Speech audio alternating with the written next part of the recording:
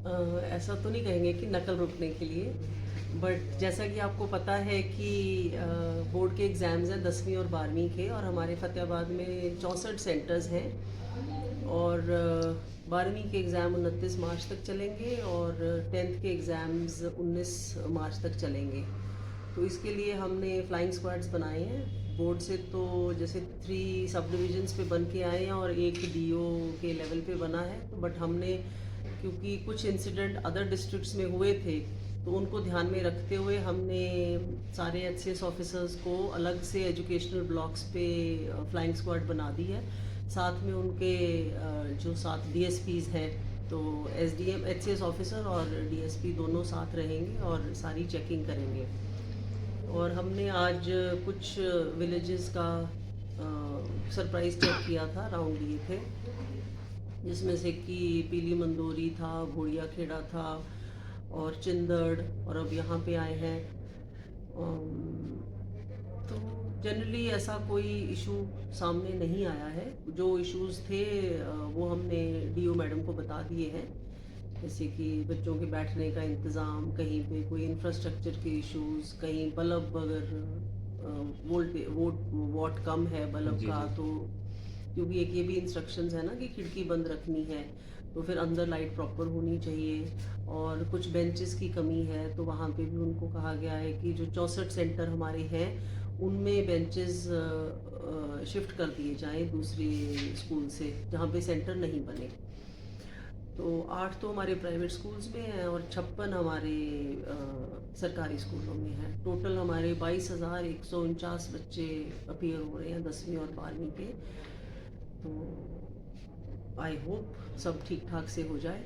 बाकी police deployment का madam SP आपको ब्रीफ बता देंगे। मैडम, कुछ ये इंसिडेंट के बाद कुछ और प्रिकॉशंस भी लिए गए हैं, जैसे बच्चों के शूज़ बाहर निकलवाना या जो 144 इम्पोज की गई थी उसका दायरा बढ़ाना, यहाँ पे कुछ ऐसा किया गया है? नहीं, 163 बीएनएस के ऑर्डर तो हमने कर ही दिए थे। और शूज़ का ऐसा है कि कई बार कुछ बच्चों का शक कुछ पे था, तो टीचर्स ने कहा है कि हाँ हम शूज़ और सॉक्स निकलवा रहे हैं, मैंने भी देखा है। तो और क्या क्वेश्चन था आपका जो दूसरा? जो BNS 163 जो हाँ इम्पोज की थी हाँ उसको हाँ। 100 मीटर्स में था पहले, अब 500 मीटर्स कुछ डिस्ट्रिक्ट्स में किया गया, हमारे यहाँ भी बढ़ाया गया है ये। नहीं, हमारे यहाँ कोई रिवाइज्ड ऑर्डर नहीं किया है सच। बट हाँ, जैसे आपने कहा कि हमने फ्लाइंग स्क्वाड्स लगा दिए हैं सारे जो हमारे एचसीएस ऑफिसर्स हैं उनको एजुकेशनल ब्लॉक दे के। और एक डीओ का होगा, 3 बोर्ड से भी हैं फ्लाइंग स्क्वाड्स। टोटल कितनी फ्लाइंग स्क्वाड्स हैं जो विजिट कर? 10 हो गई, 10 हो गई हमारे डिस्ट्रिक्ट में। बट हमारा डिस्ट्रिक्ट पीसफुल है, ऐसा कोई इंसिडेंट मुझे नहीं लगता कि हमारे यहाँ पे आएगा। और हम भी राउंड पे हैं, मैं और एसपी हम राउंड पे हैं। ठीक है।